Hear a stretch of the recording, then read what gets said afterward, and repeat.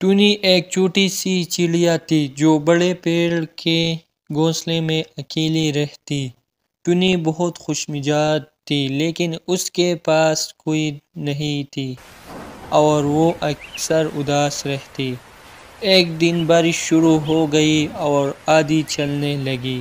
Tony نے دیکھا کہ نیچے زمین پر ایک ننھا سا چڑیا اکیلے ہو کر کانپ رہا ہے۔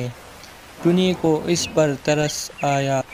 ارے تم باہر بارش میں کیوں بیٹھے ہو؟ تم تو بارش میں بھیگ گئے ہو۔ چلو اندر آ جاؤ، یہاں محفوظ رہو گے۔ اس نے اسے اپنے گھونسلے میں بلایا اور کہا آ جاؤ، یہاں محفوظ ہوگے۔ چڑیا گھونسلے میں آیا اور بارش رکنے تک دونوں نے باتیں کی۔ ٹونی نے اسے اپنی جنگل کی کہانی سنائی اور چڑیا نے اپنے سفر کے قصے سنائے۔ دونوں میں گہری دوستی ہو گئی۔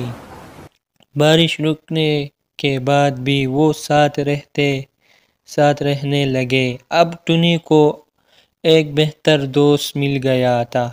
ٹونی ہر روز ایک ساتھ کھیلتے، درختوں پر اڑتے اور خوشی خوشی وقت گزارتے۔